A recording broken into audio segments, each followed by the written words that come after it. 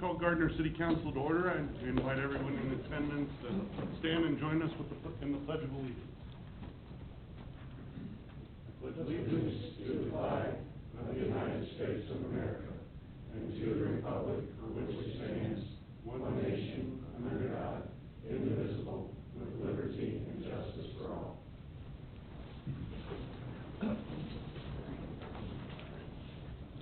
Good evening, everyone. Thanks for coming out this evening.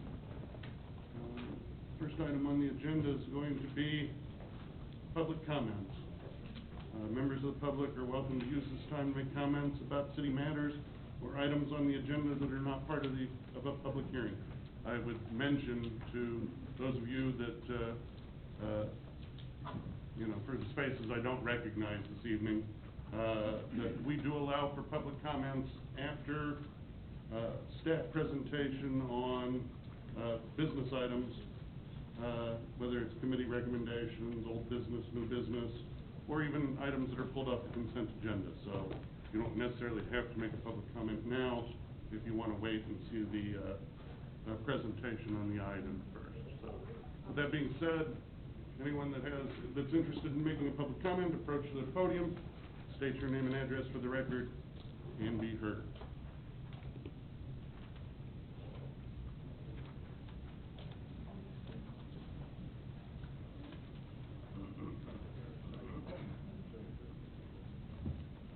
Good evening.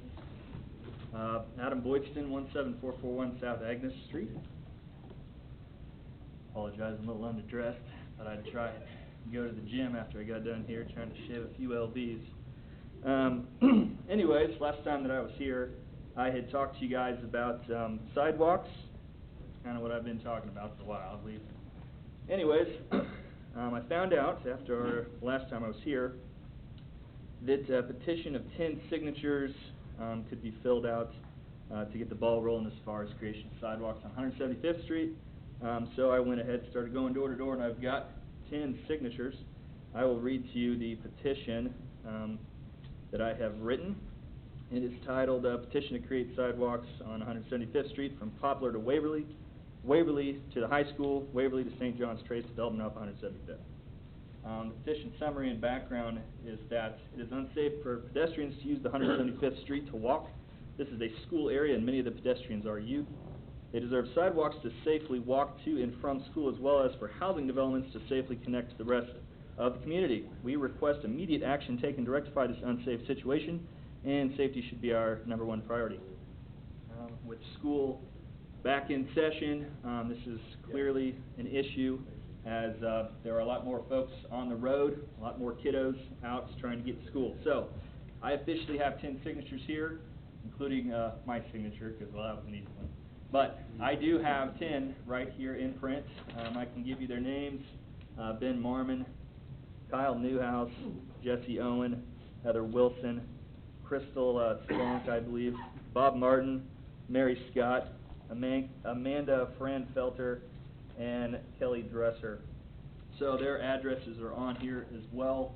So I'm officially handing that in. If you'd give that to the city clerk. So that being said, I look forward to the next step, and if there's any further documentation that you guys would like from me, I would be glad to do so. If you need more signatures, please let me know. I will look forward to possibly any communication from Mr. Faust here as well. And so with that, thank you. Thank you, Adam. We appreciate it.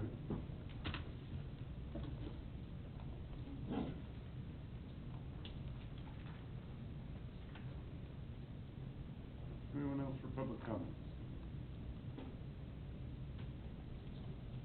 With no one coming forward, we'll move on to the consent agenda. Is there a council member that would like to remove an item from the consent agenda? If not, I would entertain a motion.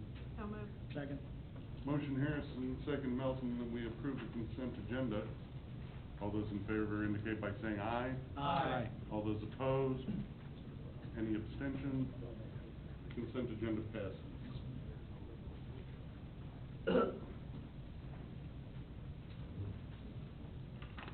Next item on the agenda is committee recommendations. Committee recommendation number 1 is considered denial of rezoning, 2.67 acres of land at 3000 West 191st Street from C2 to M2. Larry Powell, good evening. Good evening, ladies and gentlemen.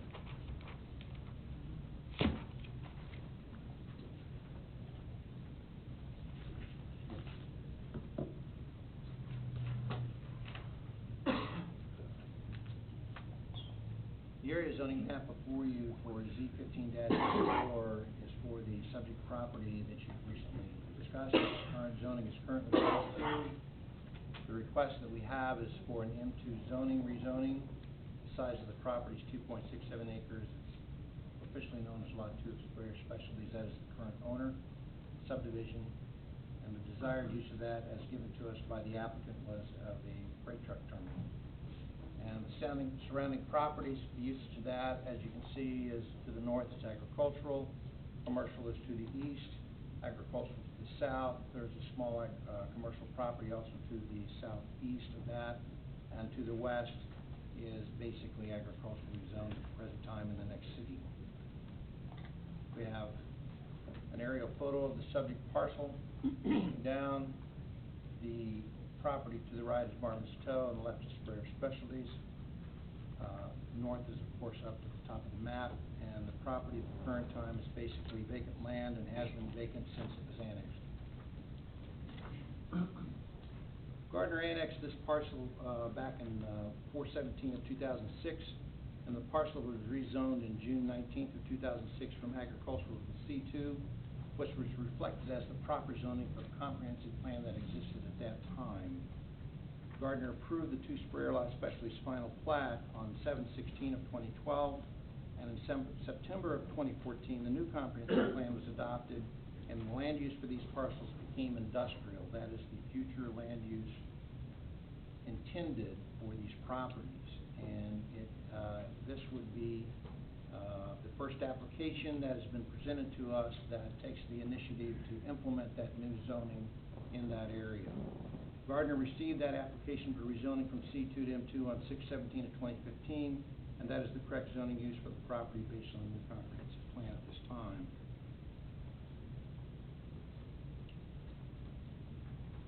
Usually we go through a fact-finding process in the Planning Commission, and the staff does that prior to that Planning Commission meeting, and we look at those same definitional items when we do that so that we can prepare for answering those items. And those generally are as follows: conformance to the community development plan. This does conform to the new land use map and, the new comprehensive plan as it is basically brought into being. And the land use map, part of that comprehensive plan, identifies the entire parcel for future development as light industrial and office park. This is the same designation that would be used for the parcels adjacent to the subject property to the south, to the north, and to the west. Only to the east would the commercial zoning continue, and that is because it is identified that way in the new comprehensive plan. So Marvin's Toe, which is currently commercial, would remain commercial. The dividing line is actually the property line between the subject parcel and Marvin's Toe. Page 75 of the plan identifies via the map that the subject parcel is near the intermodal industrial land use and is subject to that use. And keeping in mind the nature of the light industrial and land uses of the plan on page 74, it speaks at length to the appropriate mitigating negative extremities which can be caused by employing that can be offset by screening and buffering techniques. At the Planning Commission, there was public discourse on this particular instance, and this is a normal use of, normal activity use that we put in place during the planning session, where we attempt to mitigate some of the, what may be considered negative circumstances that go into a reuse of property. And so some of those can be offset with visual screening, but you're dealing with, in truth, a piece of equipment that's higher than our normal screening process. So you're still going to see these things, and everyone admits to that fact. The amount of the amount of activity that exists on that street is already quite heavy, and it will continue to grow as the intermodal center continues to grow next door to it. So the amount of traffic that is put into this roadway that is exactly off of this piece of property would be very minor compared to the total growth that's going to occur in the area, the total amount of truck traffic that's going to be using the street surface. And our traffic land use plan in the future does state that this road will have to be considered for upgrading extensively. And when the sub-area plan on 175th and 191st are completed, the traffic analysis of that area is that that entire intersection is going to have to be redeveloped a lot in order to handle the proposed growth that we estimate to occur on both sides of 135 and in this existing area where this parcel is subject.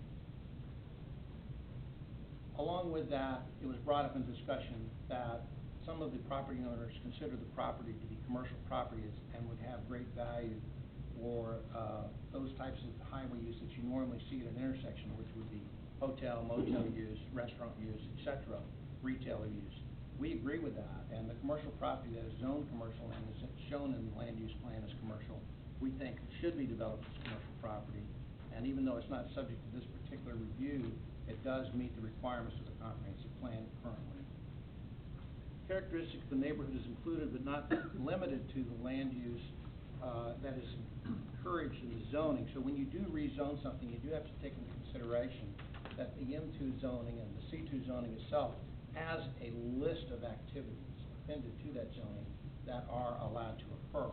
So when you're allowing a zoning change, you're not just allowing the zoning change that is being asked for. You're allowing all of the appended uses that are possible to be used for that property to be allowed for that zoning change.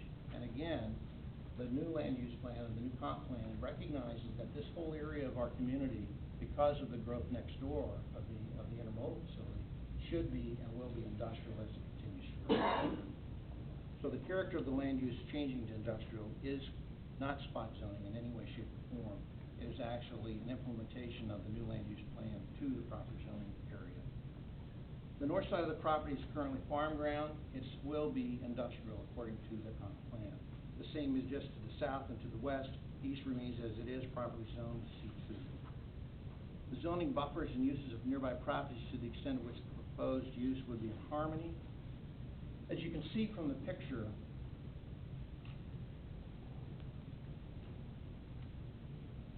these are the current uses. The type of usage that is being proposed by the applicant is very similar to the use on the right. And it's very similar to the use on the left in the fact that you have things sitting on the ground or on wheels and as in fact acting as temporary storage. So the usage is very much the same as both neighbors, even though they're both in commercially zoned neighbors at this point in time.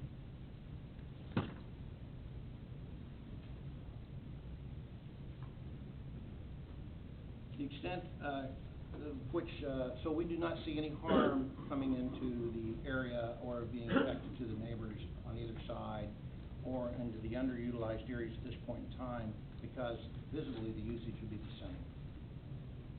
To the extent which the proposed use would adversely affect the capacity and the safety of the portion of the road network, again, this road network is actually it has not the ability to carry the traffic that is being phased in for it. We are definitely going to have to consider the future upgrading of this roadway. And we did that partially by looking at the road that exists to the east, and when that property was replatted, we made a new connection when Nottingham Apartments went in and Horizon Apartments went in. We made a new attachment to 188 coming down and splitting the commercial property to the east, which actually opened up those properties for future development because they were in fact isolated. There was no internal roadway, no way to get to them. We now have a platted roadway in that area that will come down to 191st and will allow for that traffic to get up away from the intersection of I-35 and then make a left onto 188, come back down and intersect. Now that may not be the best traffic pattern and it definitely needs additional study, and we hope that will be taken into account with the future traffic study plan. The extent of which the proposed use would create excessive pollution, water pollution, noise pollution, and other environmental harm. Again, the amount of truck traffic that is currently there, the additional truck traffic that will be added, that traffic is currently going on that roadway. The amount of traffic that would temporarily be in and out of the new facility or the proposed facility would not actually add any more in the way of noise or excess pollution than already exist. Water pollution, of course, is controlled with the surface water drainage plan, and anything that occurs in the property would be retained in the retention pond. By the way, a site plan for the property was originally proposed. However, it was sent back to the applicant because the site plan itself at that point in time was not properly drawn. It showed 3 separate entrances, and when the property was platted between the Sprayer property lot and the vacant lot, the city required them to have 1 entrance for both those lots. And the plat that, or the property plat that was the property plan that was offered to us showed it clear to the east side. We did not want to accept that, and we did not think the planning commission would accept that, and so we asked for them to reconsider the redevelopment of that back where it belonged, with 1 access to both lots, and so therefore, that's why no property plan was submitted to the planning commission at that time. It could legally be brought back later and would have been, as we are proposing it to be done. The economic impact of the proposed community, use of the facility on the community. Anytime there's economic development activity, we'd like to point out that part of the plan specifically says that we are to develop this area, and we are supposedly going to take advantage of the intermodal in the area and the adjacent I-35 traffic as the intersection is provided, and develop the area for its proper purpose. And it certainly meets that guideline and that criteria. So the use of a truck, a freight terminal, or storage yard in the M2 area currently meets the requirements, or would meet the requirements of the proper zoning if they're allowed to go into being. And the gain, if any, of the public health and safety welfare of the denial of the application as compared to the hardship imposed to the property owner is actually pretty great. We would think that the public will gain more than harm will occur to the denial in that situation. All of those things considered, when that was given to the planning commission did listen to as it should, to the other property owners in the area and the representatives of those property owners in the area. The applicant chose at that time not to speak. They didn't feel that they were really quite ready to do so at that point in time because they had not developed a site plan. And so therefore, they were getting into what they felt would be a verbal discussion between themselves and the other property owners. They didn't quite feel that that was an appropriate response to what was being said, and so they did not propose or speak at that particular instance. The applicant does have a representative here tonight and would be happy to talk and bring a recommendation to you or a discussion to you about the use of the property. Based on those facts, we did recommend then to the planning commission, support a recommendation to the planning commission that this property zoning be approved. They, on the other hand, did feel that the subject property was not quite up to the planning requirements that they felt were necessary, and so they recommended denial of the request to rezone at this particular point in time. However, I would point out again, they did not hear the applicant, but that was his choice at that time.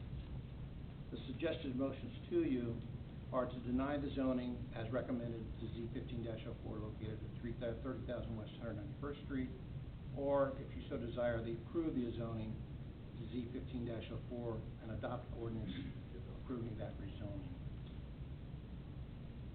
Stand for questions. All right. Well, at this time, we'll open the floor for public comment. If anyone here that would like to make public comment regarding committee item number 1, now would be the appropriate time. Approach the podium, state your name and address for the record. Good evening. My name is Jeff Schenkel, BCS Design Architects, 19920 West 161st in Olathe, Kansas. Thank you for your time this evening. I'd like to thank Larry and the planning staff on a fine job they've done on this application. On July 29th, there was a rezoning request put before the Planning Commission with staff approval. The rezoning that was put before Planning Commission was to simply go from C2 to M2. Based on my client, John Kupchin, his desire to have a freight terminal business. Now, a freight terminal, as you know, per the ordinance, is an accepted use in M2. There's no argument with that. It's stated in the municipal code. During the Planning Commission meeting, my client had several concerns that I'm going to put before you this evening. The opposition stood up and stated that they were concerned that this was not actually a freight terminal, and tried to redefine what it was as opposed to what it really is. A freight terminal, as you know, is not defined in the ordinance. There's no definition. And the opposition concurred with that during their presentation to the Planning Commission. So what happens when something's not defined in the code? There is a provision at the end of definitions that says if something is not defined, and I'll try not to paraphrase this and actually read it. Undefined words or terms not herein defined shall have their ordinary meaning in relation to the context. So, freight terminal is not designed, so I guess if my client has concerns that if opposition comes up here and makes an argument that says along the lines this is not defined, however, we feel shipping containers and cargo containers, I think the quote was, sound a heck of a lot like each other. That to us is not a stance to redefine what a business is. And I think that's what's before you this evening. If you want to define this as a cargo shipping business, then obviously there's no leg to stand on, because that's a completely different definition than a freight terminal.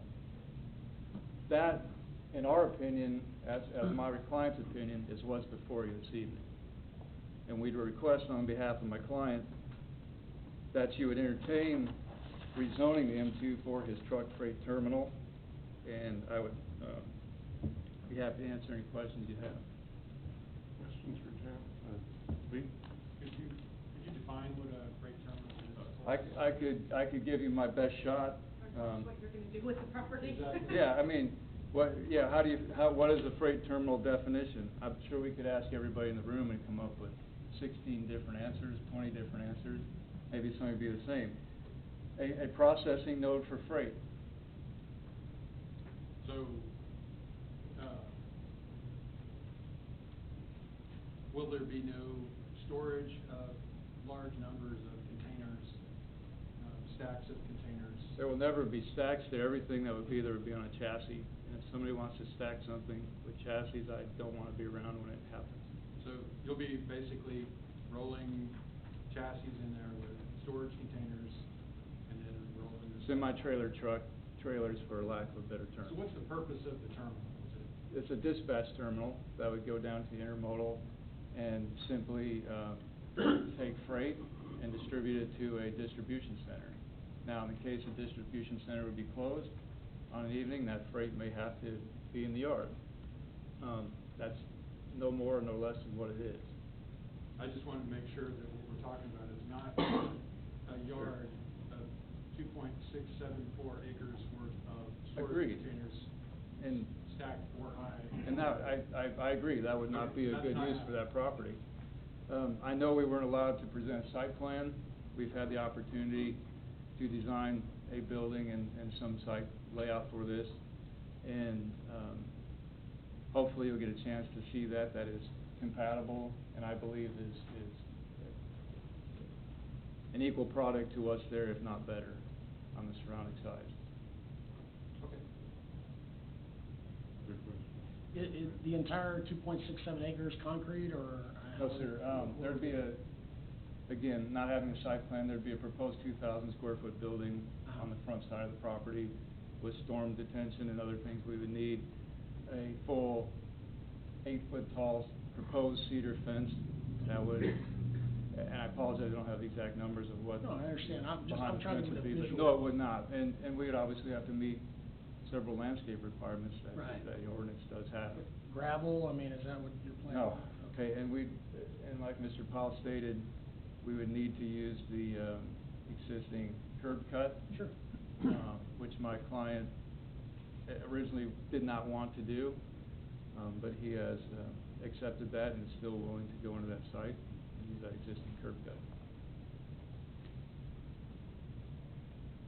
I'm almost thinking the 2.67 acres is almost insufficient in terms of size. We're talking about doing the landscaping, having a 2,000 square foot building in the front. It almost seems like you're almost constrained in terms of space. It's not based on his 12 to 15 trucks that he would own. And the landscaping, majority of it is around the fence line, as we determined with staff that it needs to be around the fence line to further conceal anything there. And obviously, there's landscape requirements along the street, just as any other building in town that's constructed has landscape requirements. Well, the other concern I've got is that 191st east of Waverly is not a heavy haul corridor. I'm sorry, sir? 191st Street east of Waverly is not a heavy haul corridor. So, I mean, right now, you don't have sufficient grade or asphalt there or concrete there to be able to run heavy trucks through there. I know that we are running heavy trucks through there right now, but, I mean, they're degrading the road. The road is falling apart. Well, and again, as Mr. Powell stated, we do believe that traffic will increase there over time, and I think my client's, he agrees with that it will.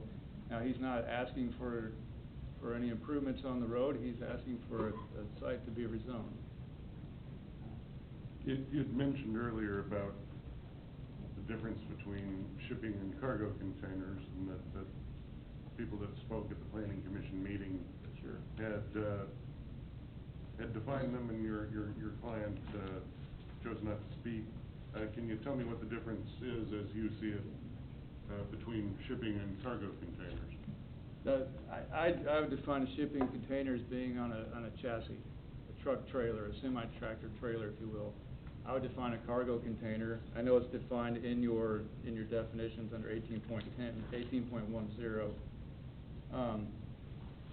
It says cargo container or storage container means an industrial standardized reusable vessel that was originally, it goes on and on and on here on what that is. But a shipping container, again, these are tractor trailers on chassis. Again, if you want to redefine what he's doing, we can't argue that. And we felt that's what Planning Commission did, even though the staff recommend this as a proper use for the property. You mentioned, we're talking like 12 to 15 trucks roughly? Yes, sir. That is not 50, 60 lined up? No.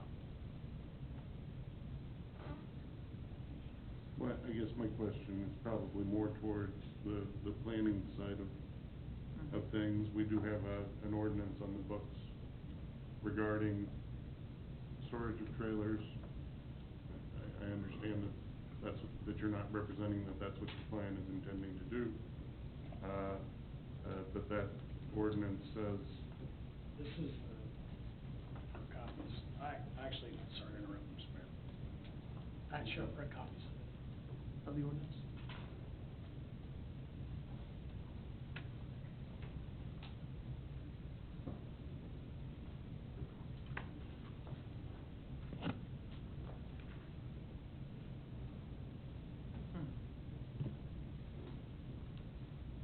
Okay.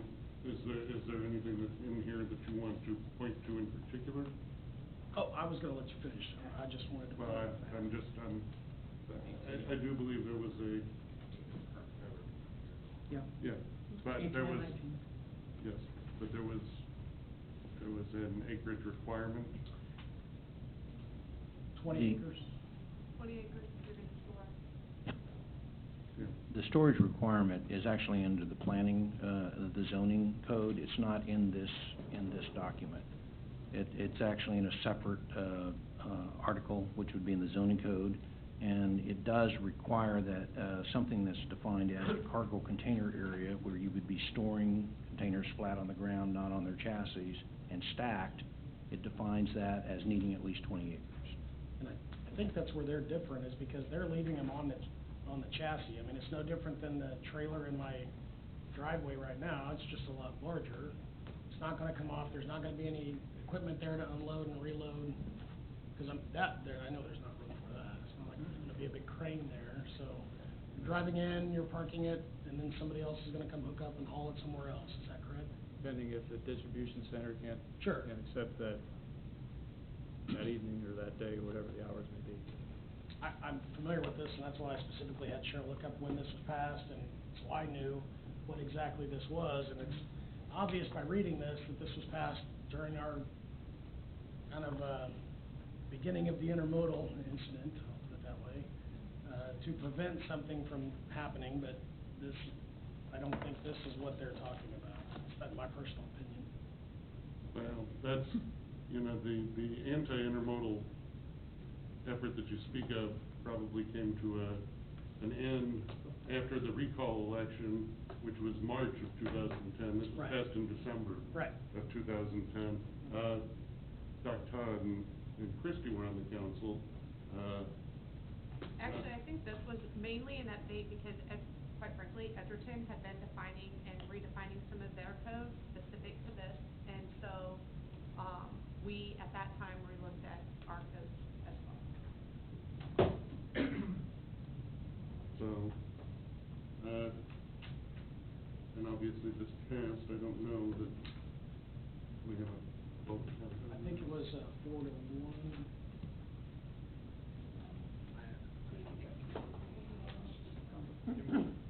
Can we go over, maybe with Larry one more time, exactly why this was turned down by planning commission? What criteria did it fail?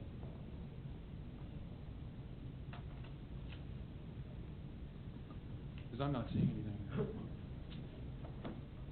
The finding of facts that we went through to review with the planning commission were done at the end of, after the public session was held, and the public session at that time was basically given over to folks that, property owners and representatives of property owners that felt that the usage of that property would basically imperil or make their property of lesser value. And the discussion that was held had both positives and negatives to it, as any discussion would. They talked about the growth and the positives of the jobs and of those types of economic things. They did talk about some of the negatives, which was increased number of trucks on that side road, and if the property to the south and the east were to be developed, or in a commercial respect, they felt like having that type of activity that close to that commercial activity would be detrimental to their use of their property. The problem with that is when you look at the future land use plan and the future and the existing comp plan that we put in place, the determined use of that property is correct for industrial, and the commercial next to it is correct for the area next to it, which is even closer to the intersection. So they're trying to set up the usage of the properties within the framework of the closeness to the intermodal and the closeness to the intersection. I think the Planning Commission felt like, without some discussion from the applicant, that there was more negative discussion than positive, and so therefore they decided to deny the application. But there was no specific criteria that it failed? No specific criteria, no, sir. If I may add something, it's my client's thought and belief that it failed simply because it was redefined during the meeting, as tried to be redefined as a cargo container facility. And that's why we're here, and that's the basis of what he wants clarified this evening. I have to admit, when I watched the video from the planning commission, there was a lot of speculation on what you guys were gonna do without really finding out what you were gonna do. I mean, without you speaking or being able to answer questions, there was, to me, a lot of people going, oh, this could potentially turn into something else. Sure. Which, I mean, that's what we take up, we address that after it happens, not before, you know, presumed innocence. I have to admit, I'm having trouble with the notion that there should be a problem with the use of that property as a freight terminal, when I could stand in the middle of that property and toss a rock over and hit the Kubota giant warehouse that's in Edgerton, just less than a quarter of a mile down the road. That, and considering the fact that it's situated between two very, I know they're not zoned that way, but they're very industrial-looking properties. Yeah. The towing facility is a lot full of large trucks, Some of them with trailers. right? Mr. Mayor? Yes. If I may. There are two options that are listed for you. There's actually a third option that you have available to you under the code and under the state statute, and that is you can send it back to planning commission. That would, obviously in this situation, maybe accomplish several things. It would allow me to look at the statute of the cargo container facility, work with the applicant, determine whether, in my opinion, they would qualify under that definition in the code. That would also allow them to articulate and make specific factual findings, because they are the ones who conduct the statutory public hearing, and if they rendered a recommendation for denial, they really should do that with specific factual findings. And then that way you would have a sufficient record that you have written, along with, at that point in time, you would also have the written minutes of the planning commission, so you would know exactly what the basis for their denial would be. So that is a third option for you. I also have a question about that, Ryan, and maybe you can clarify for me. What is precluding them from coming forward with a preliminary site plan for the property? Basically, just a diagram that shows their projected use for the property. And can we get some sort of assurances from the applicants of the specific uses that are going to be on the property, in question, so that we have an idea, so we can say, okay, this is the enforceable, the enforceable set of criteria that we want to have, and then we could send it back to the planning commission, and then we can get that information back. Yeah, I mean, Is there anything precluding us from doing that, Larry? you can obviously attach, any conditions that are deemed reasonable, under state law to rezoning decisions. That doesn't seem patently unreasonable. If I may, Yes. a lot of that's been developed in three-dimensional renderings showing the overall aerial of the site and how it would look. Sure. However, we felt that we should not present that at this time because we weren't going for site plan approval. Well, yeah. However, a lot of that work's been complete and finished, so that it's very easy to add that type of documentation in PDF form, whatever you might need. It'd be great for us to be able to see that, so that we know, we can kind of get a sense of what that's going to look like. Agreed. If that gets developed. Personally, I'm in favor of personal property rights, and if it's within the comprehensive plan, it makes some sense, but I also want some assurances for the folks that are around that property that, it's not going to have a detrimental impact on their property. Anyone else have something for Jeff? I have a feeling we've got other people that are prepared to speak. Other information. Thank you for your time. Hang tight. You Thank you. never know if we're gonna come back to you with additional questions. Thank you, Jeff. The floor is open for additional public comment. Good evening, how are you guys doing today? My name is Nick Porto, I'm an attorney. I represent Marvin Vale, who owns the property located right next door to 29960 West 191st Street. And I gotta be honest, I'm sitting here listening to the presentation from the applicant tonight, and it's bewildering how, when we were in front of the planning commission, and I got up and said what I'm about to say right now, the applicant and his representative sat there silent, not denying anything that I just, said back then. And to get up tonight and say that at the last opportunity they had to speak when they were silent, and for the first time say that this is factually incorrect is just slightly suspicious. Especially given the fact that the applicant, John Cupsham, and his business, Santa Fe Tow Business, is the biggest cargo transport business in Kansas City. That's literally all they do. There's a reason they're coming after the intermodal. The reason they're coming here is because they're gonna transport cargo. They know it. Look at the application. It says the change of zoning is requested for the following reasons: to allow a trucking terminal for the storage and moving of shipping containers. There's been a lot of discussion today, what is a shipping container? I can tell you what a shipping container is because it's in your code. A shipping container is a cargo container. Chapter 18.1.040 of the city code says a cargo container is an industrial standardized reusable vessel that was originally, specifically, or formally designed for or used in the packing, shipping, movement, or transportation of freight, articles, and goods. How can anyone with a straight face sit here tonight and say that a cargo container and a shipping container is not the exact same thing? Everyone knows what's at the intermodal, and they're cargo containers. You can call it a shipping container if you want, but it's a cargo container. And I'm telling you, I'm flabbergasted that this works, because I go to court every day, and if you can just change one word and have the exact same meaning, and that's gonna win the day. I mean, I tell you what, I've been doing something wrong for the last 12 years, but it's incredible. I mean, it really is. This is a cargo container facility, and they know it. And anyways. And the other thing that your code tells you to do is cargo container facility is defined, and that says it means it's any site in which the principal or secondary use is the movement, storage of 2 or more cargo containers.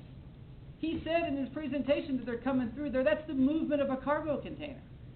I mean, if you keep following this logic, section 18.054.020, section 32, says the property must be zoned M2 and have a minimum lot size of 20 acres. I mean, this is so obvious it's not, that this should be denied. I'm really mesmerized. I really am. It's 2.67 acres. You've got the biggest transporter of cargo containers in Kansas City moving right next to the intermodal, and he's calling it a shipping container. This should be denied. That's why it was denied unanimously at the planning commission level. And just to let you know a little bit about me, like I said, I represent Marvin Vale, who owns Marvin's Tow, and no one knows more about Santa Fe Tow's business than Marvin's Tow, because they're direct competitors in this exact business. You know, and by the way, 2 years ago, I was here with Marvin Vale, and I know that a lot of the staff members have changed there, but I asked this exact same question: can we store cargo containers at this lot? The answer was no, because it's not 20 acres. And now here we are 2 years later, the biggest competitor comes in and asks the same thing, and it's actually being entertained. It's just smoke screen. I mean, that's all that it is. And if you start here, where does it go from here? There's nothing in the code that says once it's approved, and they show up today and say, well, it's just going to be a zoning change. Well, it's smoke screen. Everyone knows what they're going to do. I mean, it's laughable in the industry. They're coming out here to store cargo containers. And he said in the presentation, well, maybe if they're closed for the night or whatever, there's going to be 2 or more there moving through there. I mean, it should be denied immediately. I just getting way too fired up here. The gist of it is this: all this stuff about going to an undefined part of your code and redefining what they're saying, all you have to do is read their application, look at the applicant, and read your code. It's real simple. There's no reason to go to an undefined term. I'm not suggesting you go to an undefined term. I'm suggesting you go to the definition of a cargo container, and then look at the application. And it needs to be denied. And a few other things that I think are just kind of irrelevant. There's no site plan.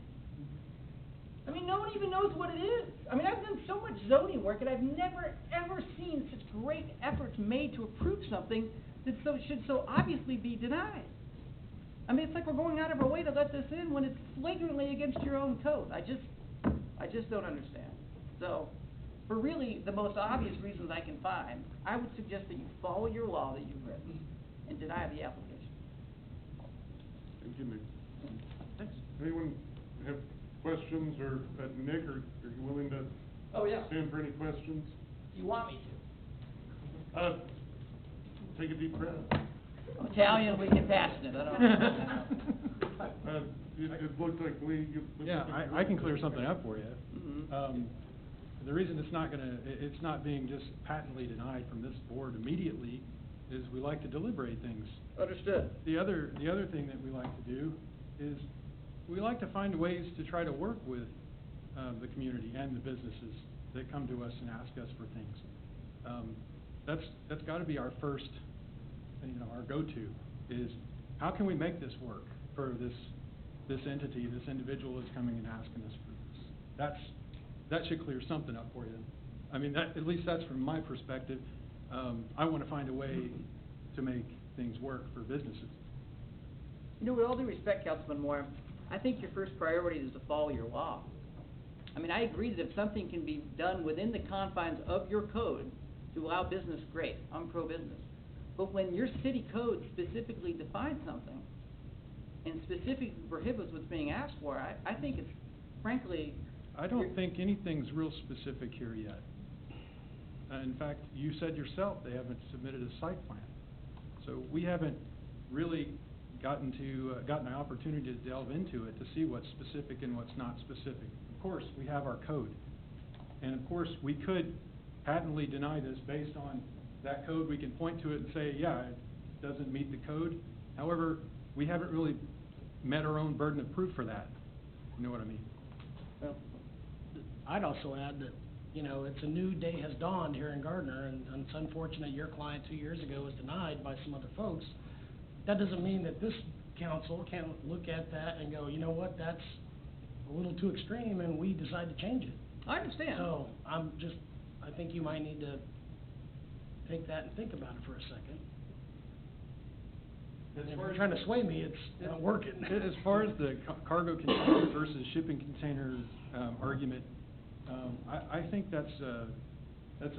it's deliberately, it's meant to be deliberately emotional, and that's why I kind of dismiss it altogether. I want to look at this coldly, with logic.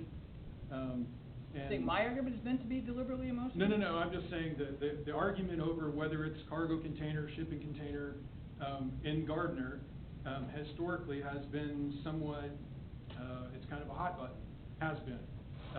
Back in 2009, as you know, we lost the intermodal deal. And right after that, a lot of things happened. We had a recall election, surrounding the intermodal deal. There was a lot of concern about cargo containers and shipping containers and having big stacks of them everywhere in town. That draws a picture for most folks around here that is not a very pleasant one. So I understand that if somebody's going to come and try to sway me, they're going to try to use this imagery of large lots full of cargo containers, and that's why I say the whole notion of we need to sit here and deliberate whether it's a cargo container or a shipping container to figure out whether or not it offends our ordinance or not actually it's just ridiculous on its face. What we need to be looking at is what is the exact operation that's going to be taking place here on this property. And from what I've heard so far from the applicant is it's a shipping terminal, and what I understood that to mean was the guy's going to have 12 to 15 trucks located at that location that he's going to dispatch out of a 2,000 square foot building to go over to the intermodal and grab some shipping containers on chassis and drag them to wherever in Kansas City. That's the picture that I have in my head of what this is. Yeah, the issue here comes down to this. This whole exercise is one of speculation. Nobody knows truly what the exact use of this property is going to be. And that's what's making this difficult, okay? If it's just pure transportation and no storage, I mean, then really the storage provisions of this ordinance do not apply. But if it's for dispatch of empty, trucks, they're just gonna be grabbing stuff at the intermodal and then taking it someplace else, then that's not storage. Now, I understand the argument that you're making, and it makes sense if that's the exact use that this is going to be, accomplishing. But I haven't seen anything in any of the materials, and we've had precious little materials on the exact use of this land so far, that tells me that that's what's going to happen. Yeah, but with all due respect, that's not my job to get up here and tell you what they're going to do. No, it's not. What I'm saying is that they should get into. I mean, why err on the side of speculation?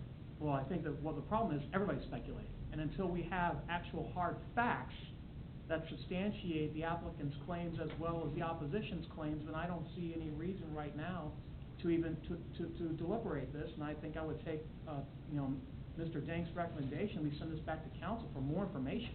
I agree. Yeah, planning commission. Commission. Now, I would say, I do think we've got other people here that might be wanting to speak, so if they do, I want to give them an opportunity, unless anyone else would like to address Mr. Porto any longer. Thank you. Mr. Kyle, could I ask you to put that slide up, please, that shows the surrounding property uses? Can I get you to state your name and address for the record? I will. I just thought I'd ask when you put that up. I think we've got it. The one that actually had the zoning, yeah, that's it, thank you. Good evening, my name's Mark Hanna. I'm an attorney. My address is 130 North Cherry, Olathe, Kansas. I'm here to represent the Ann Radke Trust. I've appeared in front of you before on a couple of occasions regarding matters that are close to the property that I represent.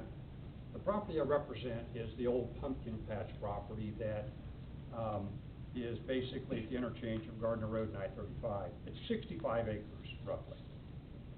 And first and foremost, I appreciate the opportunity to address you all this evening, appreciate in advance your patience and willingness to hear my comments.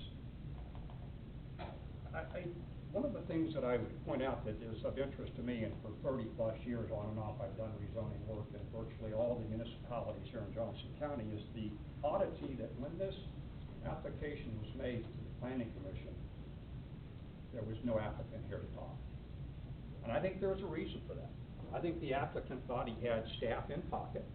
He had an extremely strong recommendation for passage, and there was no need to submit a site plan, no need for the applicant to get up and talk and make a presentation. Quite frankly, I think the applicant was caught with his pants down, pure and simple. Now he wants to give you a site plan. Now he wants to have a second chance. In fact, there's even been a suggestion that your appointed planning commission didn't do their job. I took it that way. I would respectfully suggest to you all that's just the opposite of what happened. This planning commission that you all appointed sat here for a long period of time that year and heard an extensive list of comments. I don't know Mr. Porto. I never met him until that meeting. We're not in cahoots. I don't have anything to do with him. But to suggest that your planning commission somehow shirked their duties and inappropriately, based on a motion, made a decision, a unanimous decision, to recommend denial is just flat wrong.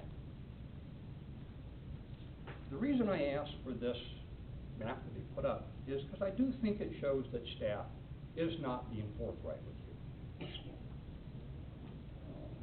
Staff mentions that the property to the north is zoned agricultural. Well, that's meaningless. That's not going to stay agricultural. I think everybody in this room here knows that's not going to be that way. The property to the west, commercial.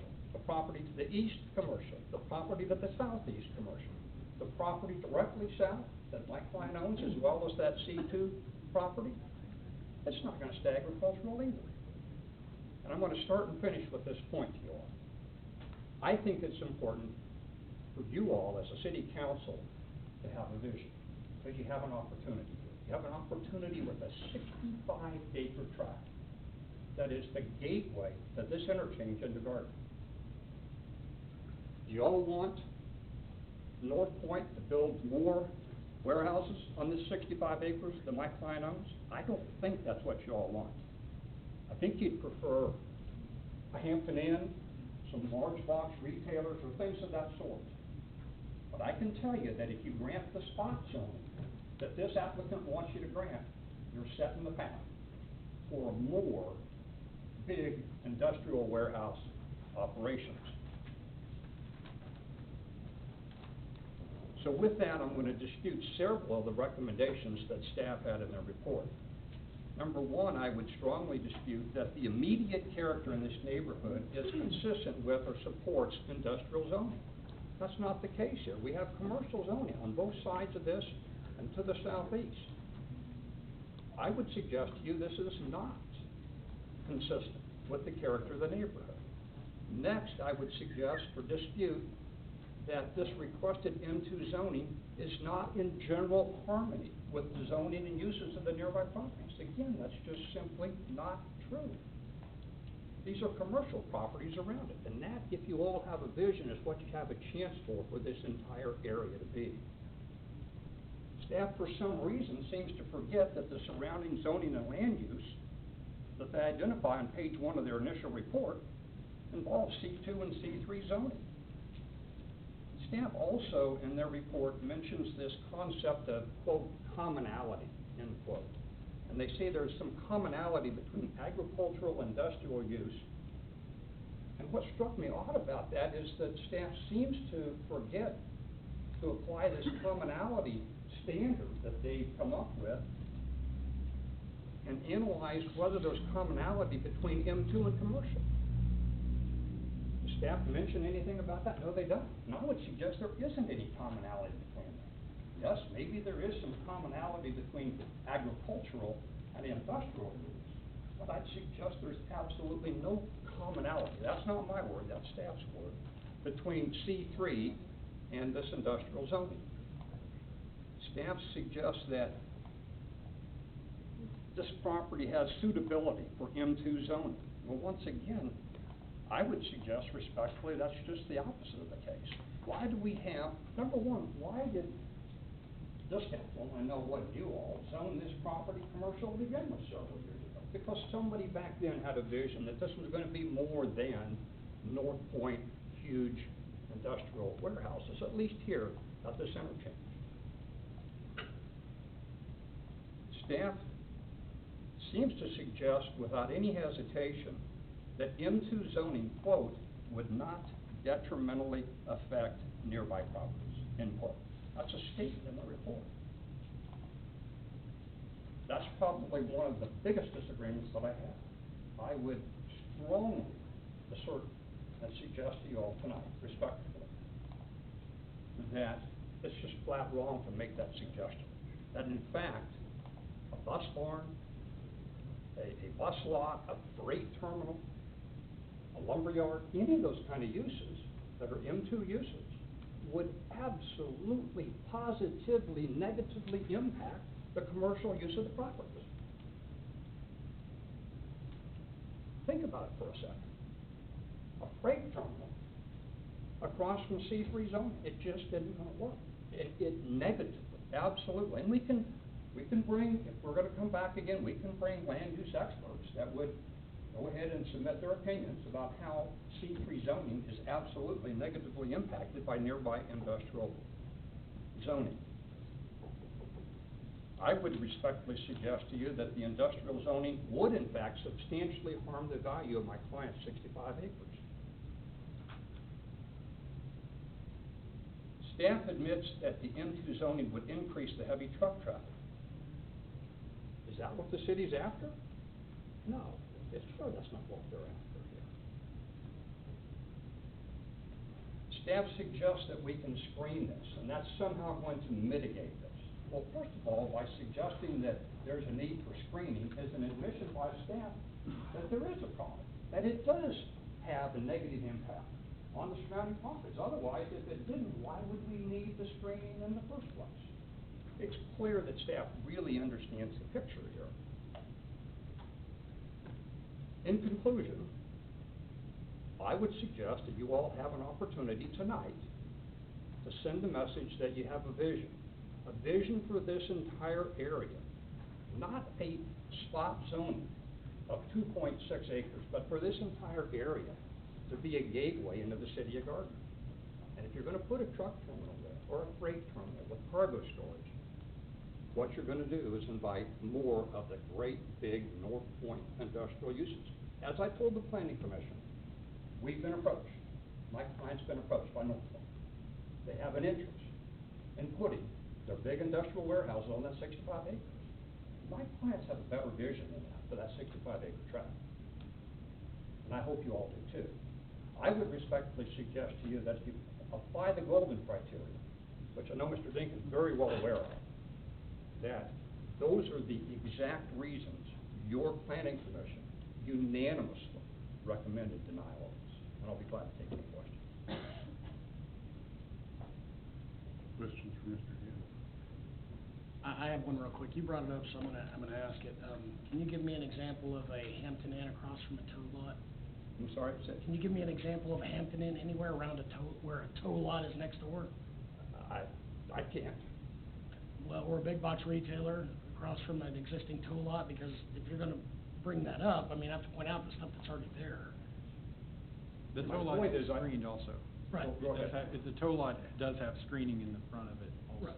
There's, you were saying that that might prevent the Hampton Inn or a big box retailer from being, you know, this going in. Right. And I'm saying that, have you seen that ever where there's one of those things across from a tow lot, even if this doesn't go in? I mean, I don't know that the Hampton Inn's gonna move